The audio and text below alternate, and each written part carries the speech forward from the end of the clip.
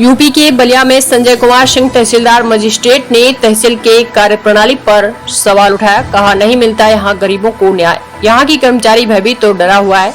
कहा, तहसील के कार्यप्रणाली की विभागीय नहीं बल्कि किसी उच्च स्तरीय जांच SIT से होनी चाहिए, क्योंकि गरीब आदमी को यहाँ नहीं मिल पा रहा है न्याय। यहाँ रोज हाई कोर्ट और सुप्रीम कोर्ट की जा रही है अवमानना। कुछ वकील यहाँ सिस्टम पर हो गए हैं हावी।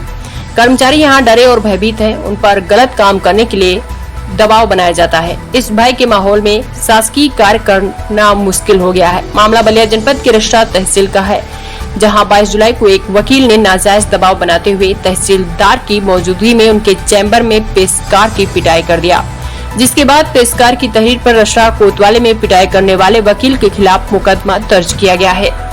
दरअसल यह पूरा मामला बीते 22 जुलाई से जुड़ा हुआ है। उस दिन पेशकार ने थाना रसड़ा में तहरीर देकर आरोप लगाया था कि अधिवक्ताओं द्वारा मुझे मारा पीटा गया है, जिस पर पुलिस ने मुकदमा दर्ज कर आगे की कार्रवाई शुरू कर दी, जिससे नाराज अधिवक्ताओं ने कल रसड़ा तहसील परिसर में तहसीलदार व पेशकार के ऊपर भ्रष्टाचार का आरोप लगाते हुए पुतला फूंक दिया।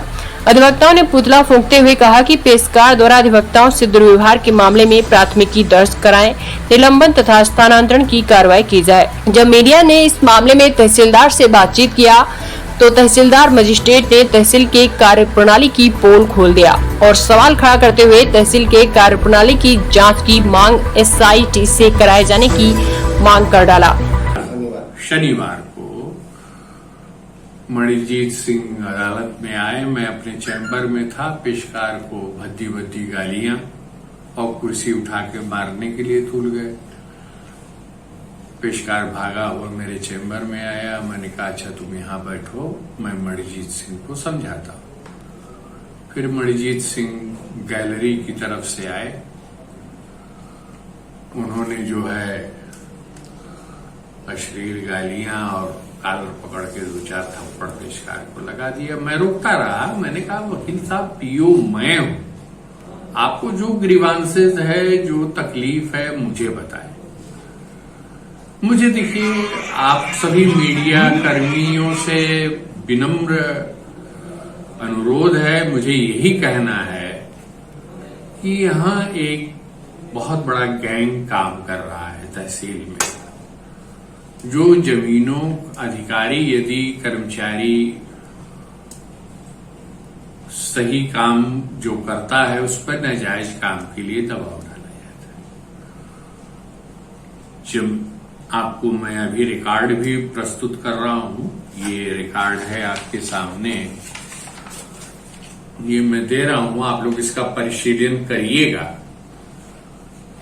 और इस तहसील की वास्तव में विभागीय जांच नहीं बल्कि इसकी किसी उच्च स्तरीय जांच SIT वगैरह से इसकी जांच इस तहसील के कार्यप्रणाली की होनी चाहिए, क्योंकि गरीब आदमी को यहाँ न्याय नहीं मिल रहा है। अब हमारे राजस्व मैनुअल में स्पष्ट कहा गया है कि अगर विवादित नहीं है तो 45 दिन में, और यदि विवादित है तो 90 दिन में डिसाइड हो जानी चाहिए। एक एक पन्ने का दरखास्त लगा करके रोज प्रस्ताव। अरे भाई, किस चीज का प्रस्ताव? ऑनरेबल हाई कोर्ट ने, ऑनरेबल सुप्रीम कोर्ट ने बार बार कहा है कि प्रस्ताव किसी भी दशा में नहीं होना चाहिए। तो एक तरह से देखिए तो रोज यहाँ ऑनरेबल हाई कोर्ट का और ऑनरेबल सुप्रीम कोर्ट का कंटेम्प्ट किया जा रहा है। रोज एक प्रस्ताव लिख करके भेज दिया जाएगा। तो मैं तो जनता से ये अपील करूंगा कि भाई अब आप लोग आओ,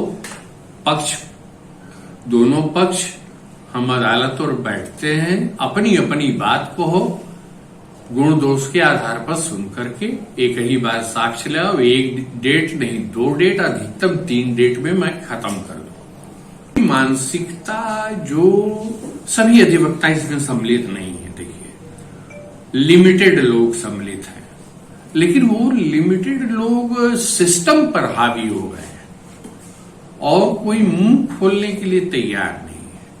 कर्मचारी बिल्कुल भयभीत है, डरा हुआ है। यहाँ पर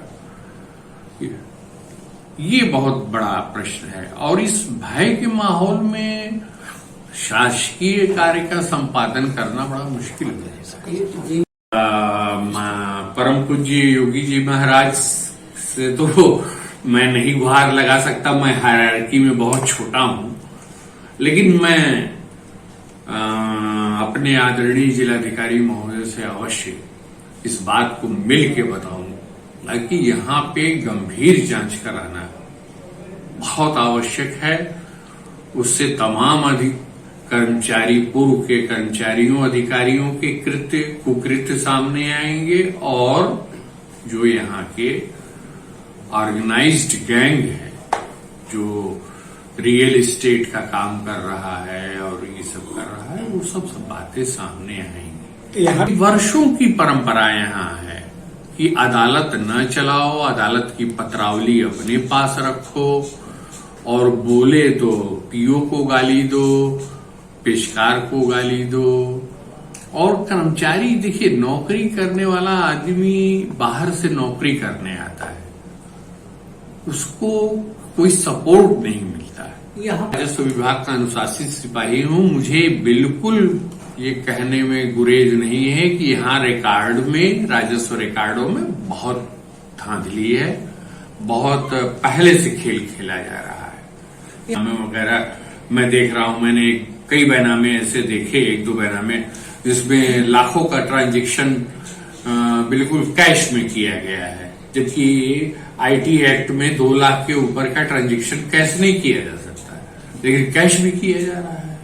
इसकी तरफ कोई देखने ही वाला नहीं। कहीं न कहीं पेशकार चंदन कुमार ने बताया कि तहसीलदार के चेंबर में घुसकर अधिवक्ता ने हमारी पिटाई की है, दौड़ाकर कॉलर पकड़ा, फिर तहसीलदार के चैम्बर में जड़े 4 थप्पड़। जबरदस्ती फाइल पर दबाव बनाकर तहसीलदार से कराना चाहते थे मनमाफिक फैसला, जिसको लेकर रशा थाना में तहरीर दिया, जिस पर तत्काल पुलिस ने FIR दर्ज कर आगे की कार्रवाई में जुट गई है।